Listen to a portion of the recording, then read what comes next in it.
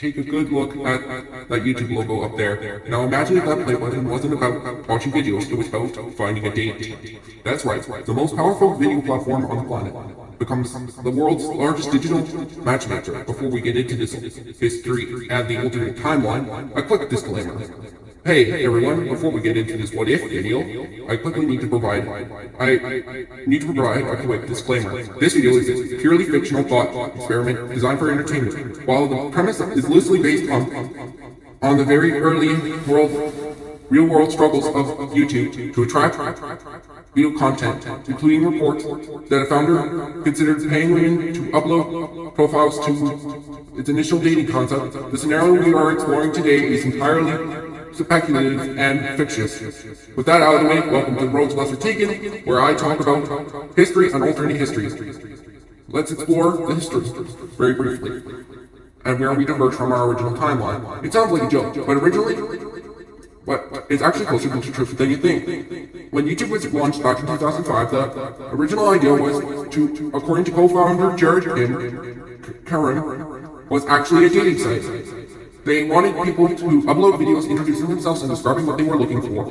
But nobody uploaded the videos. It turns out people were more interested in sharing clips of their cats and the zoo. The focus shift and the rest is history. Now that is done, let's explore where the timeline diverges from our history. Our story begins right after the founders get desperate and begin offering $20 to various women to make videos introducing themselves and describing what they were looking for. Of course, in our own timeline, all the women refuse, and the founders get more desperate.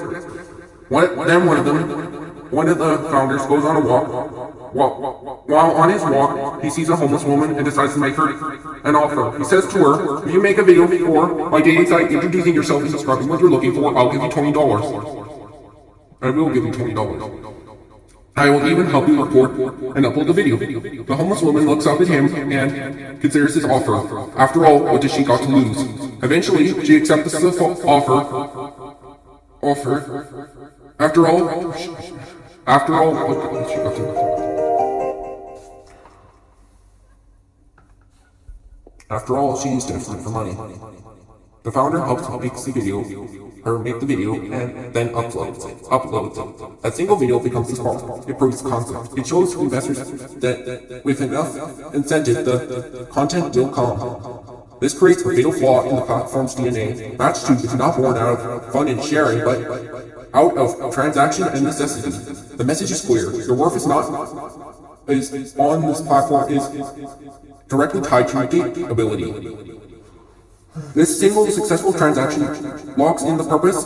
All uploads must serve a dating/personal introduction purpose. The $20 profiles becomes a viral story that gets people talking and uploading.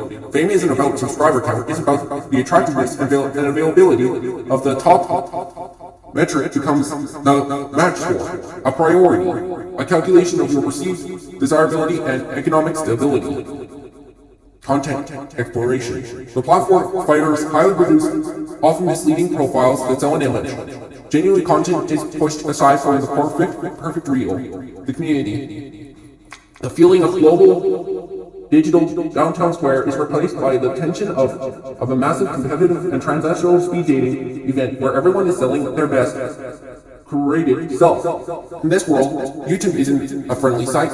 In fact, it isn't even known by that name. It's known by Match2. This is an era of Match.com and eHarmony. They relied on detailed questionnaires and compatibility scores.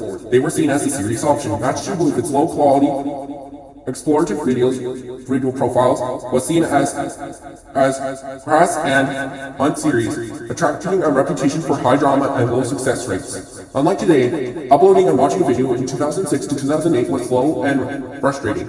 Digital dialogue was still common. Match2's reliance on its single video selling point was its biggest hurdle. Users had to wait to see if they were even attracted to the profile, leading to a high abandonment rates.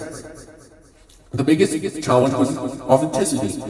On text-based sites, you could lie. On Match2, you could deceive with video.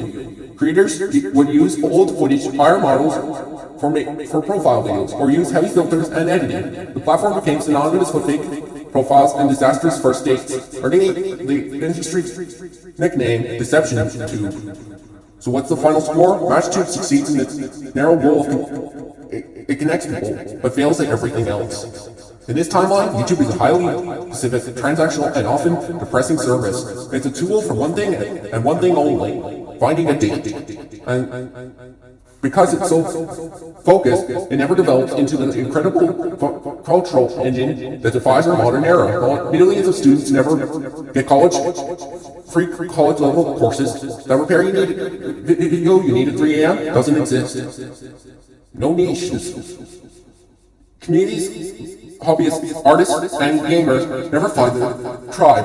The ability to share an obscure passion with thousands of like-minded strangers disappears. No creative freedom. Content creators aren't encouraged to experiment or innovate, or simply be funny. They are forced to perform their day-worthy identity for the algorithm. In our timeline, the founders changed their focus once they realized they were sitting on a site with more potential than to be a dating site. They let people upload videos about anything that they wanted. The simple decision created a space for genuine connection, for learning, and for entertainment, and even for finding love, purely as a side effect of sharing life, not as the only goal. Our YouTube is a it's messy and fast, and sometimes weird, but it's ultimately the better one, because it chooses sharing over selling. What do you think? Would you have been a MatchTube influencer, or are you happy with we got the crazy, wonderful video library we have today? If you enjoyed today's video, make sure to leave a like and subscribe. This is the Rose Buster Ticket, signing off.